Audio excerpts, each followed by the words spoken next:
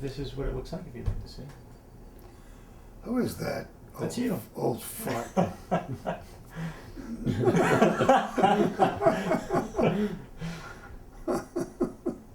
Well, I knew Hitchcock. I had done a couple of guest shots on his shows, for one thing, and Pat Hitchcock, his daughter, knew her, and certainly the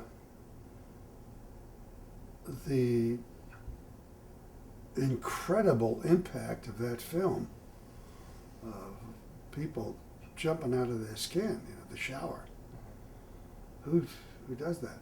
In my career, I had started off, I've never done anything but act.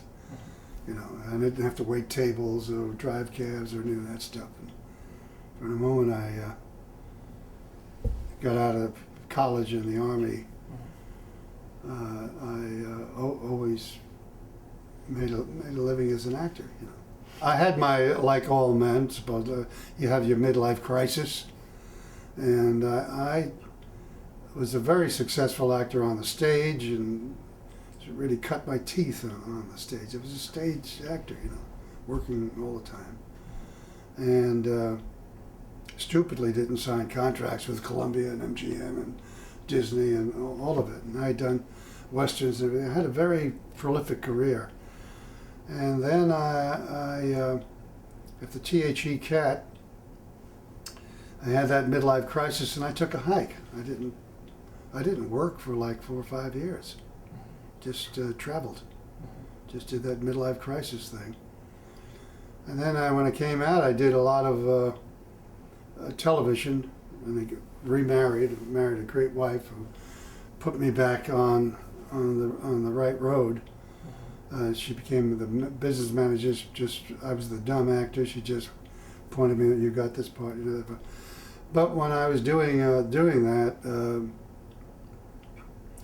I was doing guest shots every week. But the top of the show then was $2,500, I think, is the top of the show, and couldn't have much of a living. Then I did Magnum, and I directed 2 of the first 4 Magnums, and then I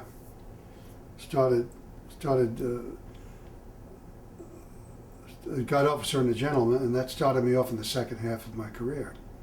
So this came along when I was on the way up to doing Scarface and the Academy Award nomination and Jagged Edge and all that. So my career zoomed, and I made a lot of money. I don't have to work anymore. God bless the child, and that was it. In terms of my career, it's just that my career is based on not being a one-trick pony. That I could do many, many different roles. That I could play the general in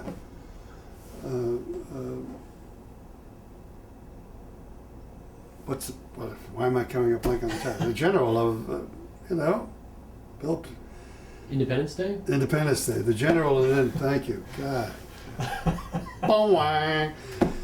The general Independence Day to the mafia guy in The Sopranos. Mm-hmm. Did you ever see that? Yeah, I totally forgot about that. Breaking the guy's leg. You're great in that. Arm. Well, if I couldn't play that role, you'd forget about it. I have a huge range as an actor. Yeah. Thanks to Stella Adler, thanks to studying this out, to not be a one-trick pony.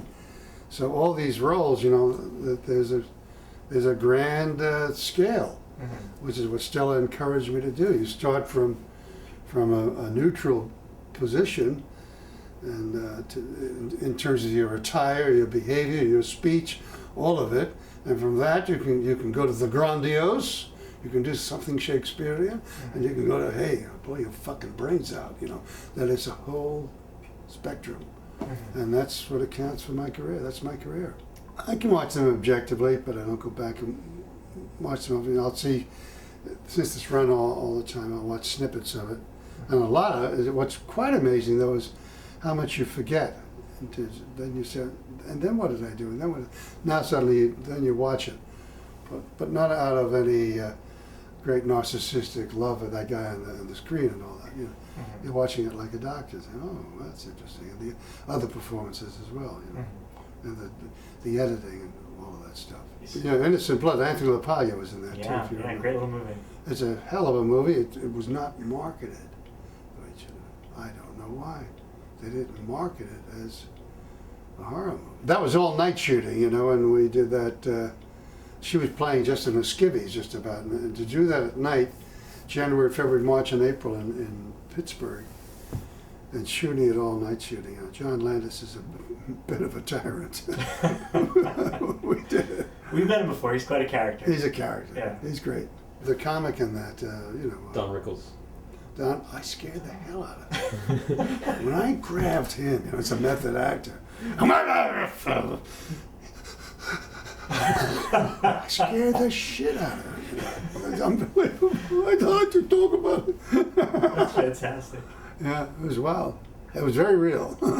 So where do you keep your giant floor piano? Oh my goodness. Because we assume you must have one somewhere. There is one in the club that they give to me when I. Really? Really? That's fantastic. Whenever I walk into FAO Schwartz, Somebody wants to play. they crowd around me, so we come in and do it, and everybody rushes up. You know, that's one of the great things. Like in Psycho, is one of the great things about movies. Nobody thought that was going to be a blockbuster movie, and Penny Marshall gave us the tape of Chopsticks and Heart and Soul, and this cutout of what the piano would be on a Sunday in FAO Schwartz. And she said, "We don't want you to look like dancers. Just do it by yourself and work it out, Heart and Soul and Chopsticks." And I did. The dogs were pissing and pooping on the piano as I was doing my dance step. And when we showed up there at FAO Schwartz, there were two guys dressed like me and Tom, like, and we looked at them. We took that as a challenge, and they never made it to the thing. It was all shot with us, and they sent those guys home. Yeah. Those professional actors, and we did it. That's the story of it. It's kind of a great showbiz story, you know, and it's a classic. They show it all the time with Fred Astaire and you know, all the great dancers.